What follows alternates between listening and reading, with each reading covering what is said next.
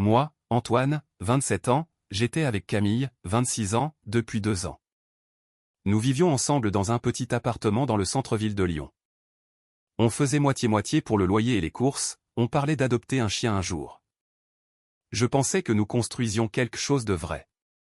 Et puis un soir, lors d'une dispute qui a commencé à cause de photos sur Instagram, elle a prononcé les mots qui ont tout détruit.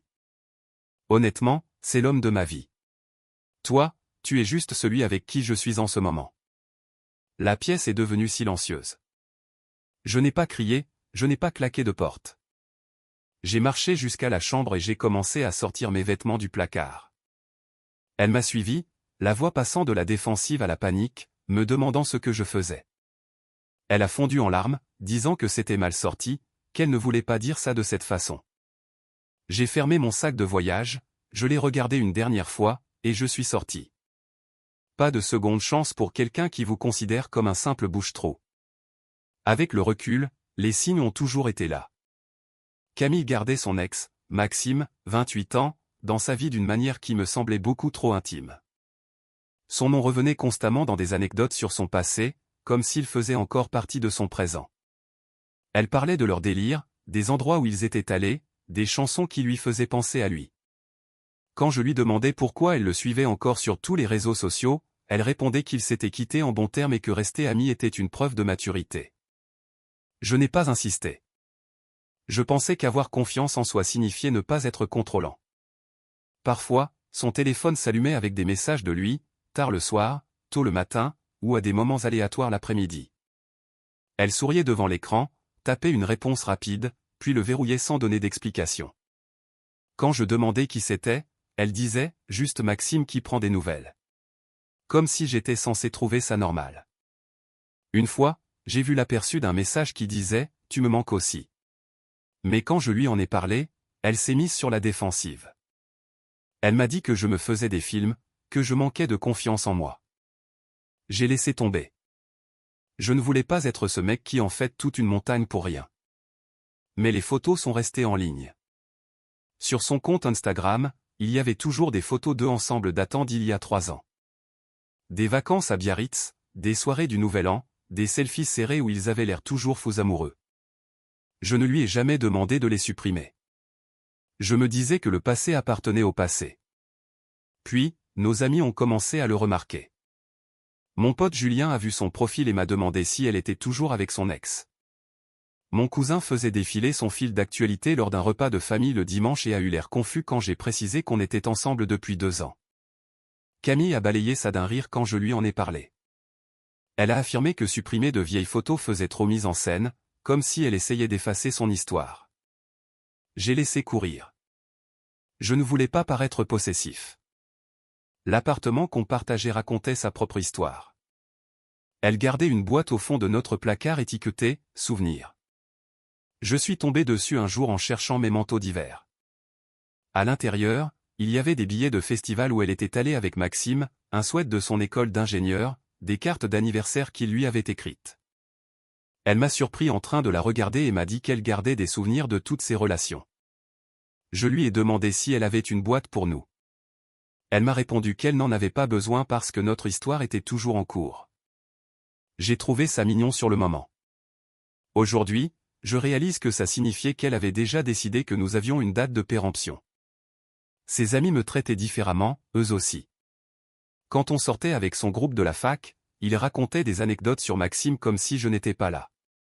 Tu te souviens de ce que Maxime a fait à la maison de campagne en Ardèche? Tu te souviens de ses pires karaokés? Camille rigolait avec eux, sans jamais dévier la conversation, sans jamais reconnaître que ça pouvait être gênant pour moi. Une fois, sa copine Léa a carrément dit « Maxime était tellement parfait pour toi. » Juste devant moi. Camille a simplement souri et a répondu « C'est vrai. » J'étais assis là, comme un meuble. Le pire, c'était les comparaisons. Elle ne les formulait jamais directement, mais elles planaient en permanence. Maxime l'emmenait faire du camping dans le sud chaque été. Maxime adorait le même groupe d'un desquels. Maxime savait comment réparer les choses dans la maison. J'essayais d'organiser des voyages, de m'intéresser à sa musique, de proposer mon aide pour bricoler, mais ce n'était jamais assez. Je me comparais sans cesse à un fantôme. Je ne pourrais jamais rivaliser parce qu'il vivait dans sa mémoire en tant qu'être parfait. Le vrai Maxime pouvait faire des erreurs. Le Maxime de ses souvenirs, lui, ne se trompait jamais. Puis est arrivé le soir qui a tout fait basculer. Nous étions assis sur le canapé après le dîner, en train de faire défiler nos téléphones. J'ai remarqué qu'elle avait posté une vieille photo souvenir d'elle et Maxime à un concert. La légende disait « la meilleure soirée de ma vie ». J'ai senti ma poitrine se serrer, mais j'ai gardé un ton léger. Je lui ai demandé « Pourquoi tu postes ça maintenant ?» Elle a haussé les épaules. Elle a dit que c'était apparu dans ses souvenirs. Je lui ai fait remarquer que je trouvais ça bizarre de publier de vieilles photos de couple alors que nous étions ensemble. C'est là que son humeur a changé. Elle m'a dit que j'étais ridicule, que j'essayais de contrôler ce qu'elle partageait. Je lui ai répondu que je n'essayais rien de contrôler, je voulais juste comprendre pourquoi son ex semblait toujours aussi présent dans sa vie. La dispute a dégénéré. Elle a dit que j'étais jaloux et peu sûr de moi. Je lui ai répondu que je n'étais pas jaloux, que je voulais juste avoir l'impression de compter pour elle. Elle a rétorqué sèchement que je comptais, mais que ça ne voulait pas dire qu'elle devait rayer Maxime de son passé. Je lui ai expliqué qu'il ne s'agissait pas de l'effacer, mais de faire de la place pour nous. Elle s'est levée, la voix montant dans les tours, et a dit que j'en faisais tout un drame pour rien. Je lui ai demandé si elle avait encore des sentiments pour lui. Elle a hésité. Cette hésitation m'a tout dit. Puis, elle a prononcé les mots qui nous ont détruits. Honnêtement, c'est l'homme de ma vie, a-t-elle lâché, la voix tranchante et frustrée. Toi, tu es juste celui avec qui je suis en ce moment. Ces mots ont résonné comme une gifle. Je l'ai fixée, attendant qu'elle les retire, qu'elle dise qu'elle ne le pensait pas.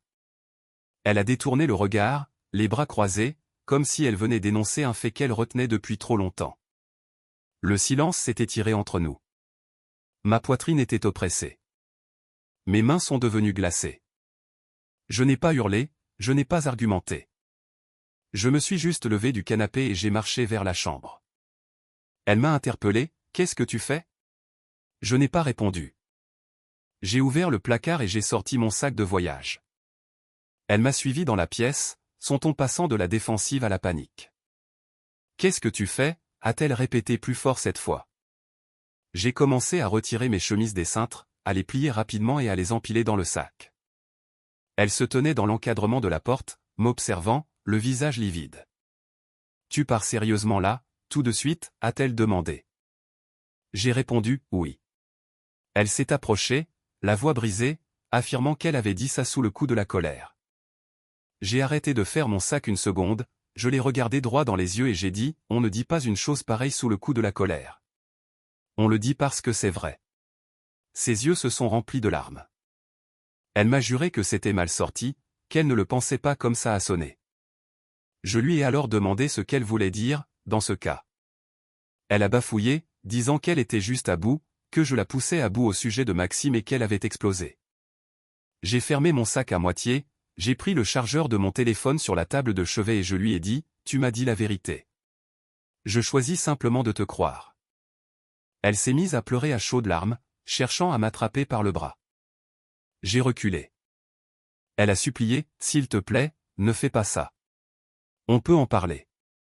Je t'aime. » J'ai secoué la tête. Non, tu ne m'aimes pas. Tu es avec moi. Ce n'est pas la même chose. J'ai fini de préparer mes affaires, j'ai pris mon ordinateur portable, mon portefeuille et mes clés. Elle a bloqué la porte de la chambre, m'implorant maintenant, promettant de supprimer les photos, de couper les ponts avec Maxime, de faire tout ce dont j'avais besoin. Je lui ai dit que je ne voulais pas qu'elle fasse quoi que ce soit. Je voulais qu'elle soit honnête, et elle l'avait enfin été. Je l'ai doucement écartée, j'ai marché jusqu'à la porte d'entrée et j'ai mis mes chaussures. Elle m'a suivi tout du long, en sanglotant, répétant qu'elle avait fait une erreur, qu'elle ne le pensait pas. J'ai ouvert la porte, je l'ai regardée une dernière fois et j'ai dit « J'espère que tu trouveras ce que tu cherches. » Puis je suis parti. Le trajet jusqu'à chez Julien était très flou. Je n'arrêtais pas de rejouer la scène dans ma tête. La façon dont elle l'avait dit si facilement, comme si c'était une évidence, comme si j'aurais dû savoir que j'étais temporaire, comme si je passais une audition pour un rôle que quelqu'un d'autre avait déjà. Mon téléphone a commencé à vibrer avant même que j'arrive chez Julien. Message sur message de Camille. J'ai jeté un œil à l'écran à un feu rouge. S'il te plaît, reviens. Je suis désolé. Je ne le pensais pas. On peut arranger ça. J'ai posé le téléphone face contre le siège et j'ai continué à conduire. Julien a ouvert la porte, a jeté un seul regard à mon visage et a demandé « Qu'est-ce qui s'est passé ?» Je lui ai tout raconté. Il n'a pas dit grand-chose au début, il m'a juste aidé à rentrer mes affaires, a fait de la place sur le clic-clac, et m'a tendu une bière. Puis il a dit « Tu as pris la bonne décision, mec. Personne ne devrait être la roue de secours de quelqu'un. » J'ai hoché la tête. Je n'avais pas l'impression d'avoir fait le bon choix. J'avais l'impression que quelqu'un venait de dérober le sol sous mes pieds, mais je savais que rester aurait été bien pire. Rester aurait signifié accepter de n'être toujours que le second choix. Mise à jour 1. Je suis resté chez Julien cette nuit-là. J'ai dormi sur son canapé. Je n'ai pas beaucoup fermé l'œil. Mon téléphone vibrait sans arrêt. Camille m'a envoyé 15 messages avant minuit. Des excuses, des explications, des promesses de changement. J'ai paniqué quand tu as commencé à faire tes affaires. Les mots sont mal sortis. Je t'aime. Je ne veux pas te perdre. S'il te plaît, rentre à la maison pour qu'on puisse parler. J'ai lu les premiers, puis j'ai mis la conversation en sourdine. Le lendemain matin, les messages ont continué de pleuvoir. Elle a appelé 6 fois avant 9 h du matin. Je n'ai pas décroché. Elle a laissé des messages vocaux.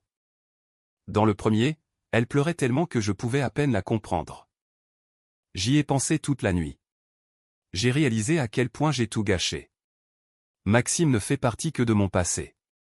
Tu es mon avenir. S'il te plaît, crois-moi. Je l'ai effacé au milieu. Si j'étais son avenir, elle n'aurait pas eu besoin d'y réfléchir toute la nuit. Elle l'aurait su. Au bout de 3 jours, des amis en commun ont commencé à me contacter. Camille leur avait dit qu'on avait rompu, en prétextant que c'était à cause d'un malentendu. Mon amie Chloé m'a appelé pour me demander ce qui s'était passé. Je lui ai dit la vérité, mot pour mot. Chloé est restée silencieuse une seconde, puis a demandé « Elle a vraiment dit ça ?» J'ai répondu oui. Chloé a soupiré.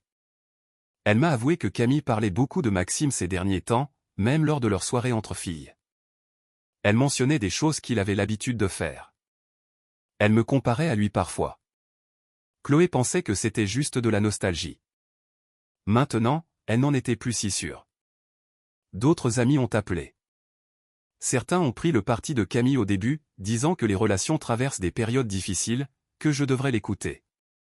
Je leur ai répété exactement ce qu'elle m'avait dit. La plupart ont fait silence. Quelques-uns m'ont dit que j'avais pris la bonne décision. Léa, la meilleure amie de Camille, m'a appelé directement. Elle m'a confié que Camille était au fond du trou, qu'elle mangeait à peine et pleurait constamment. Elle m'a demandé si j'accepterais de voir Camille pour en discuter. J'ai répondu « non ». Léa a insisté, affirmant « les gens disent des choses qu'ils ne pensent pas quand ils sont en colère ». Je lui ai répondu « elle le pensait ».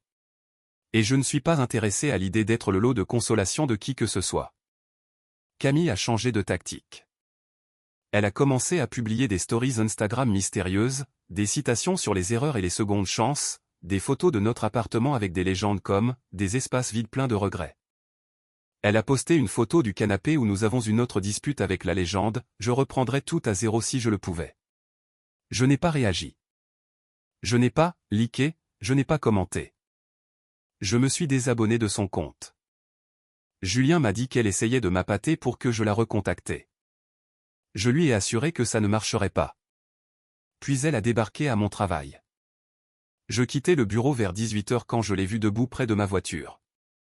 Elle avait l'air de ne pas avoir dormi depuis des jours, les yeux rouges, les cheveux tirés en arrière, portant le sweat que je lui avais offert pour Noël. Elle m'a supplié, s'il te plaît, juste 5 minutes. J'ai dit, non. Elle s'est approchée. Il faut que tu comprennes. J'étais en colère. J'ai dit une chose horrible, mais ce n'est pas vrai. Tu n'es pas juste celui avec qui je suis. Tu es tout pour moi. J'ai déverrouillé ma voiture. Elle a attrapé mon bras. Tu ne m'aimes plus ? Je l'ai regardée et j'ai répondu, j'aimais celle que je croyais que tu étais, pas celle que tu m'as prouvé être. Je suis monté dans la voiture et je suis parti. Elle est restée là à me regarder m'éloigner. Mise à jour 2. Une semaine après mon départ, Camille a posté une photo d'elle et Maxime. Ils étaient dans un café de spécialité en ville, souriants, assis l'un près de l'autre. La légende disait « Retrouvailles avec un vieil ami ». Mon téléphone a explosé en quelques minutes. Des amis m'ont envoyé des captures d'écran en me demandant si je l'avais vu. Oui, je l'avais vu. Je n'ai rien dit publiquement, mais j'ai sauvegardé la capture d'écran. L'horodatage montrait qu'elle avait été publiée 6 jours après mon départ. Tant pis pour le fait d'être, son avenir. Chloé a commenté la publication, intéressant comme timing. Camille a supprimé le commentaire dans la minute, puis a supprimé toute la publication 1 heure plus tard, mais les gens l'avaient déjà vu. Les captures d'écran circulaient dans les conversations de groupe. Des amis communs ont commencé à demander directement à Camille ce qui se passait. Elle s'est justifiée en disant qu'elle voyait juste un vieil ami, que ce n'était pas ce que ça en avait l'air, mais le mal était fait. Les gens ont commencé à relier les points. Si elle voyait Maxime moins d'une semaine après mon départ, et qu'elle avait qualifié Maxime d'homme de sa vie pendant notre dispute, la chronologie prenait tout son sens. Maxime a posté sa propre photo le lendemain. Le même café, la même table, le même sourire. Sa légende, ça fait du bien de revoir quelqu'un qui me comprend. Camille a liké immédiatement. Puis elle a retiré son like 10 minutes plus tard. Puis elle a commenté avec un emoji cœur. Puis elle a supprimé le commentaire 5 minutes après ça. J'ai tout suivi en temps réel grâce aux captures d'écran de mes potes. Julien a résumé, elle part complètement en vrille. J'ai répondu, ce n'est plus mon problème. Les messages de Camille ont changé de ton. Elle a arrêté de s'excuser et a commencé à m'accuser. Tu as abandonné trop facilement. Tu ne t'es pas battu pour nous. Le véritable amour implique de surmonter les conversations difficiles, pas de s'enfuir à la seconde où les choses se compliquent. J'ai finalement répondu à un seul message. Tu m'as dit que tu te contentais de moi par défaut. J'ai choisi de ne pas te laisser faire. Elle a répondu instantanément. Des paragraphes entiers de rétropédalage. Ce n'est pas ce que j'ai dit. Tu déformes mes propos. J'étais frustré et j'ai dit une connerie. Tu t'en sers comme excuse pour partir parce que tu cherchais une raison de toute façon. J'ai de nouveau mis la conversation en sourdine. Ensuite, sa mère m'a appelé. J'ai failli ne pas décrocher, mais j'aimais bien sa mère. Elle avait toujours été gentille avec moi, m'avait traité comme un membre de la famille. Elle m'a dit que Camille lui avait raconté ce qui s'était passé, qu'elle était dévastée, qu'elle fonctionnait à peine. Je lui ai dit que j'appréciais son appel, mais que je ne changerais pas d'avis. Sa mère a fait un silence, puis a déclaré « Je comprends. Si quelqu'un disait ça à ma fille, je lui dirais de partir, aussi. » Ça m'a surpris. Elle a continué, Camille a toujours comparé ses relations à ce qu'elle a vécu avec Maxime. Ce n'est pas sain. Elle doit comprendre pourquoi elle fait ça avant d'être prête pour quelque chose de vrai. Je l'ai remerciée pour son honnêteté. Elle a conclu, tu mérites quelqu'un qui sait que tu es l'homme de sa vie, pas juste celui avec qui elle est. Quelques jours plus tard, Léa m'a envoyé un long message. Elle disait avoir eu une conversation sérieuse avec Camille, et que Camille avait enfin admis qu'elle ne s'était jamais totalement remise de Maxime, qu'elle avait gardé l'espoir qu'il revienne. Comme ce n'était pas arrivé, elle avait commencé à sortir avec moi, pensant qu'elle pourrait tourner la page, mais elle n'y est pas parvenue. Léa a ajouté que Camille savait qu'elle avait gâché quelque chose d'authentique, qu'elle se faisait aider maintenant et consulter un psy. Elle a précisé que Camille ne demandait pas que je revienne, elle voulait juste que je sache qu'elle assumait ses responsabilités. J'ai lu le message 2 fois, puis j'ai archivé la discussion. Ces prises de conscience n'étaient plus ma responsabilité. Mise à jour 3. 2 semaines après mon départ, Camille a officialisé sa relation avec Maxime aux yeux de tous. Photos au restaurant, en randonnée à la montagne, au concert, avec des légendes comme « Enfin de retour là où est ma place » ou « Certaines personnes valent la peine d'attendre ». Mes amis m'envoyaient chaque publication. Je n'en regardais presque aucune. J'avais déjà déménagé mes affaires de l'appartement, je suis resté chez Julien le temps de trouver un nouveau logement. Je me suis concentré sur le boulot, je suis allé plus souvent à la salle de sport, j'ai commencé à voir un psy pour digérer tout ça. Mais Camille n'en avait pas fini. Elle a posté une photo de sa main tenant la main de quelqu'un d'autre. Pas de visage, juste des doigts entrelacés. La légende, quand tu sais, tu sais. Les commentaires ont afflué pour demander si c'était Maxime. Elle n'a ni confirmé ni nié. Elle se contentait de mettre un cœur aux commentaires qui lui disaient qu'elle avait l'air heureuse. Léa m'a envoyé un SMS, elle essaie de te faire réagir. Je ne lui ai donné aucune satisfaction. Je n'ai pas liké, je n'ai pas commenté, je n'ai pas appelé. Silence radio. C'est alors que l'ex-petite amie de Maxime est entrée en scène. Elle s'appelait Sophie, 27 ans. Elle a vu les publications de Camille et a commenté sur l'une d'elles, « Bon courage avec ça ». Camille a supprimé le commentaire. Sophie a alors publié un message d'intérêt public sur son propre compte. À toutes, certains mecs vous garderont toujours sous le coude comme une simple option. Ne soyez pas surprise quand il vous fera le même coup. Camille l'a bloqué immédiatement, mais les captures d'écran ont commencé à tourner. Les gens ont demandé à Sophie ce qu'elle voulait dire. Sophie a publié les preuves, des messages WhatsApp de Maxime, datant d'il y a 2 mois, où Maxime disait à Sophie qu'elle lui manquait et lui demandait s'ils pouvaient se voir. C'était exactement la même période où Camille et moi étions encore ensemble. Les messages montraient Maxime affirmant à Sophie que Camille n'était qu'une amie, qu'il ne l'avait jamais vraiment oubliée, elle, Sophie, et qu'il avait fait une erreur en la laissant partir.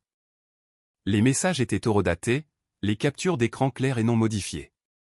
Un des messages disait « Camille n'arrête pas de revenir vers moi, mais elle n'est pas toi. J'ai été idiot de ne pas m'être battu plus fort pour nous. » La conversation de groupe a explosé. Chloé m'a tout transféré. Maxime avait envoyé des messages à la fois à Camille et à Sophie, jouant sur les 2 tableaux, disant à Camille qu'il voulait se remettre avec elle, tout en disant à Sophie qu'elle était celle qu'il voulait vraiment. Sophie a publié d'autres captures d'écran. Maxime lui disait que Camille était désespérée, qu'elle lui courait après depuis des années, et qu'il restait en contact avec elle juste par gentillesse. Camille a vu ces publications. Elle est devenue complètement silencieuse sur les réseaux sociaux pendant 3 jours. Pas de publications, pas de stories, aucune activité. Quand elle est réapparue, toutes les photos avec Maxime avaient disparu. Chaque photo. Elle a posté une story évasive. Leçon apprise. Ne jamais faire marche arrière. J'ai failli en rire. Failli. Puis elle a posté une autre story 1 heure plus tard. Parfois, la personne que vous pensez être votre âme sœur est juste celle qui vous apprend ce que vous ne méritez pas, l'ironie de la situation ne m'a pas échappé. Camille m'a envoyé un texto ce soir-là. Tu avais raison. Je suis désolé. Je n'ai pas répondu. Elle a renvoyé un message 1 heure plus tard. Maxime m'utilisait. J'aurais dû m'en rendre compte. J'aurais dû apprécier ce que j'avais avec toi. Je n'ai toujours pas répondu. Elle a appelé. J'ai laissé sonner jusqu'au répondeur. Elle a laissé un message. Je sais que je ne mérite pas ton pardon, mais j'ai besoin que tu saches que tu avais raison sur toute la ligne. Je m'accrochais à quelque chose qui n'a jamais été réel. Toi, tu étais le vrai amour, et j'ai tout gâché. J'ai effacé le message vocal avant de l'avoir terminé. Ces prises de conscience n'étaient plus un fardeau que j'avais à porter. Mes amis ont commencé à me raconter que Camille posait constamment des questions sur moi, où je vivais, si je voyais quelqu'un, si je parlais d'elle. Chloé m'a rapporté que Camille s'était effondrée en larmes au brunch le dimanche. Elle avait avoué avoir jeté à la poubelle la meilleure relation qu'elle ait jamais eue pour quelqu'un qui n'a jamais vraiment voulu d'elle. Je n'ai ressenti aucun sentiment de victoire. Je ne me suis pas senti satisfait. Je me suis juste senti fatigué. Fatigué de faire partie de ces drames. Fatigué d'être celui dont elle réalise, trop tard, qu'il valait la peine d'être gardé. Les réseaux sociaux de Camille sont restés inactifs après que Maxime soit passé à autre chose. Aucune publication, aucune story, rien. Ses amis m'ont dit qu'elle avait désactivé tous ses comptes.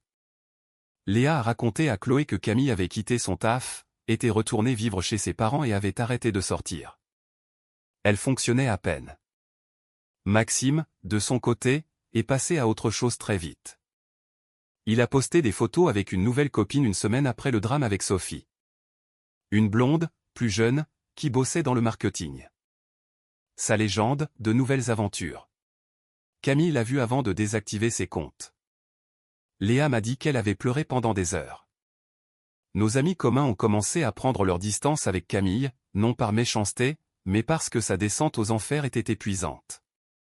Elle les appelait tard le soir, ressassant les mêmes regrets, leur demandant s'ils pensaient que je lui reparlerais un jour. La plupart lui ont dit de tourner la page. Quelques-uns ont tout simplement arrêté de répondre à ses appels.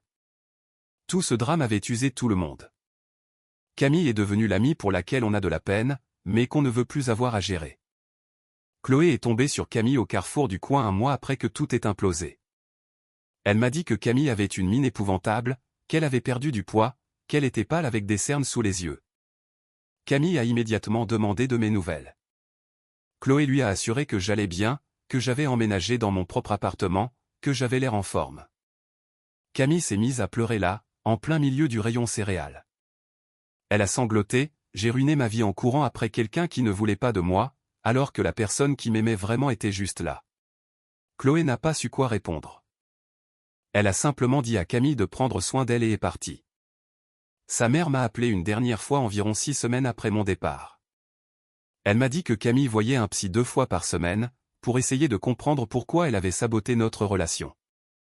Le thérapeute l'avait aidée à réaliser qu'elle m'utilisait comme filet de sécurité tout en gardant l'espoir que Maxime revienne. Elle s'était convaincue que Maxime était son âme sœur parce que leur relation s'était terminée avant d'avoir pu se dégrader. Dans son esprit, il restait parfait car ils n'avaient jamais eu à affronter la vraie vie ensemble. Moi, j'étais la vraie vie. Les factures, la routine, les compromis. Maxime était un fantasme. Sa mère a expliqué que Camille comprenait enfin ce qu'elle avait perdu. Que j'avais été patient, gentil, présent, que j'étais prêt à construire une vie avec elle pendant qu'elle érigeait un hôtel à quelqu'un qui n'existait plus. Sa mère a conclu, elle sait qu'elle a perdu quelque chose d'authentique. Je voulais juste que tu saches qu'elle assume ses responsabilités maintenant.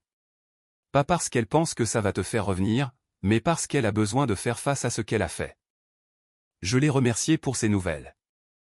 Je lui ai dit que j'espérais que Camille trouve la paix, mais je n'ai pas posé d'autres questions sur la façon dont elle allait. Ce n'était plus mon rôle. Camille m'a envoyé un ultime SMS 6 semaines après mon départ. Pas d'excuses, pas de justification. Juste, j'espère que tu trouveras quelqu'un qui ne te fera jamais sentir comme un second choix. Tu méritais mieux que moi. Je l'ai lu, j'y ai réfléchi un instant, puis j'ai archivé la conversation. Je n'ai pas répondu. Certaines personnes ne méritent pas que vous les aidiez à tourner la page. Elles doivent simplement vivre avec les conséquences de leur choix. Camille avait choisi Maxime au lieu de la réalité. Maintenant, elle n'avait ni l'un ni l'autre. 3 mois après mon départ, j'ai croisé Camille dans un café du centre-ville. J'y étais avec une femme que je fréquentais, quelqu'un que j'avais rencontré par l'intermédiaire d'un collègue. Elle s'appelait Élise, 28 ans, et elle me faisait rire d'une manière que j'avais oubliée. Elle était graphiste, adorait les randonnées en montagne, et avait ce don de rendre tout naturel et facile. Pas de petits jeux, pas de comparaison, pas de chant de mine émotionnelle, juste une connexion sincère. Nous faisions la queue quand j'ai vu Camille assise seule près de la fenêtre. Son ordinateur portable était ouvert, elle fixait l'écran comme si elle essayait d'y disparaître. Elle a levé les yeux, m'a vu, et son visage est devenu complètement livide. J'ai fait un léger signe de tête polie, de la façon dont on salue un étranger. Puis je me suis tourné vers Élise, qui me racontait un rendez-vous client absurde. Camille m'a fixé pendant encore quelques secondes, puis a baissé les yeux vers son écran. Ses mains tremblaient. Élise a remarqué la tension. Elle s'est penchée vers moi et a murmuré, « Ton ex ?» J'ai répondu, « Oui ». Elle a serré ma main et a demandé, « Ça va ?» J'allais très bien. J'ai réalisé à cet instant précis que je ne ressentais ni colère, ni tristesse, ni même de gêne. Je me sentais juste libre. Libre de ne plus être la roue de secours de quelqu'un. Libre de ne plus me demander si j'étais à la hauteur. Libre de ne plus être en compétition avec un souvenir. Nous avons pris nos cafés et sommes partis. Je ne me suis pas retourné pour regarder Camille. Pas une seule fois. Élise m'a demandé plus tard si le fait de l'avoir vue m'avait perturbé. Je lui ai répondu honnêtement que non. J'ai expliqué que Camille m'avait appris une leçon importante, que je préférais être seul plutôt que d'être le second choix de quelqu'un. Que je mérite d'être avec quelqu'un qui n'a pas eu besoin de me perdre pour réaliser ma valeur. Élise a souri et m'a dit, je connais déjà ta valeur. C'est pour ça que je suis là. C'est à ce moment-là que j'ai su que j'avais définitivement tourné la page. Pas seulement de Camille, mais de la version de moi-même qui aurait accepté d'être traitée de cette façon. Camille ne m'a plus jamais envoyé de texto après ce jour-là. J'ai appris par Chloé, quelques mois plus tard, qu'elle avait commencé à fréquenter quelqu'un de nouveau. Pas Maxime, personne de son passé, un mec qu'elle avait rencontré au travail. J'ai espéré qu'elle avait retenu la leçon. J'ai espéré qu'elle le traitait mieux qu'elle ne m'avait traité.